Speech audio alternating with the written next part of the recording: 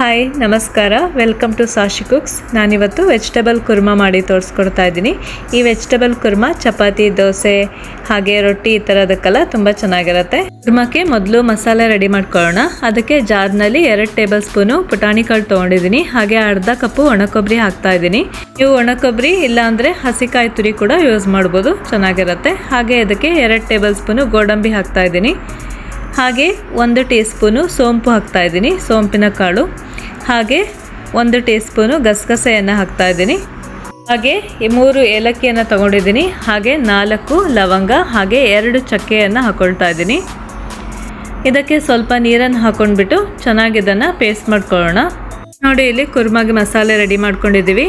ಈಗ ಬನ್ನಿ ಕುರ್ಮಾ ಮಾಡಲಿಕ್ಕೆ ಇಲ್ಲಿ ನಾನು ಅರ್ಧ ಕಪ್ ಕ್ಯಾರೆಟು, ಹಾಗೆ 1 ಕಪ್ಪು ಬೀನ್ಸು, ಅರ್ಧ ಕಪ್ಪು ಆಲೂಗಡ್ಡೆ, ಹಾಗೆ 1 ಈರುಳ್ಳಿ, 1 ಟೊಮೆಟೊ, 1 ಟೇಬಲ್ ಸ್ಪೂನು ಶುಂಠಿ ಬೆಳ್ಳುಳ್ಳಿ ಪೇಸ್ಟ್ ತೊಗೊಂಡಿದ್ದೀನಿ.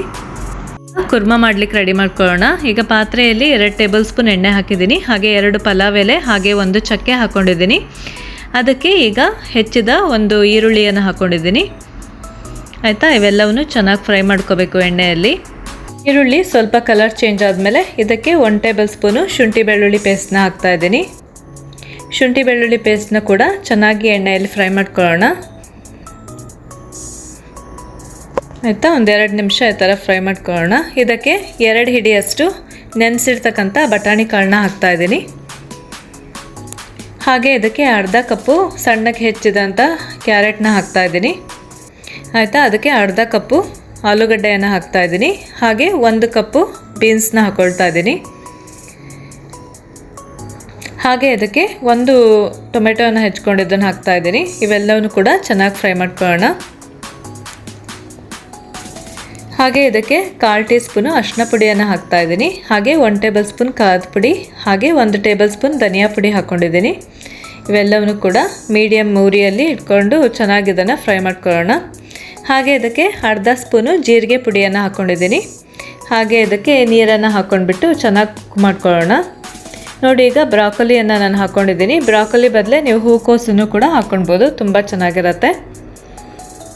ಆಯಿತಾ, ಇಷ್ಟ ಆದಮೇಲೆ ನೋಡಿ ಇದಕ್ಕೆ ರುಬ್ಬಿರೋ ಪೇಸ್ಟನ್ನು ಆ್ಯಡ್ ಮಾಡ್ಕೊಳ್ತಾ ಇದ್ದೀನಿ.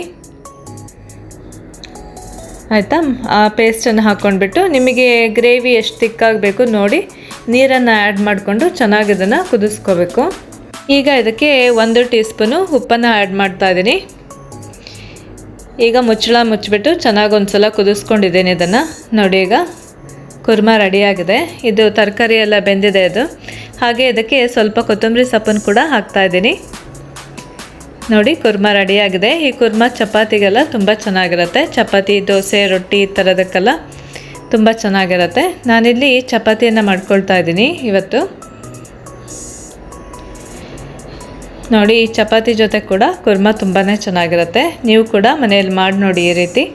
ಚಪಾತಿ ರೆಡಿಯಾಗಿದೆ. ಹೀಗೆ ಇದನ್ನು ಬೇಯಿಸ್ಕೊಳ್ತಾ ಇದ್ದೀನಿ. ಬೇಯಿಸುವಾಗ ಹಂಚು ಚೆನ್ನಾಗಿ ಕಾದಿರಬೇಕು.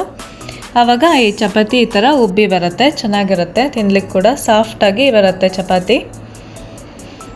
ಹಂಚು ಕಾದಿಲ್ಲ ಅಂತ ಹೇಳಿದ್ರೆ ಚಪಾತಿ ಹಾರ್ಡಾಗೋ ಚಾನ್ಸಸ್ ಇರುತ್ತೆ. ನೋಡಿ, ಇಲ್ಲಿ ನಾನು ಚಪಾತಿ ಜೊತೆ ಕುರ್ಮಾವನ್ನು ಸರ್ವ್ ಮಾಡ್ತಾಯಿದ್ದೀನಿ. ಇದು ಚಪಾತಿ ಜೊತೆಗೆ ತುಂಬ ಚೆನ್ನಾಗಿರುತ್ತೆ. ನೀವು ಕೂಡ ಮನೇಲಿ ಟ್ರೈ ಮಾಡಿ. Thanks for watching.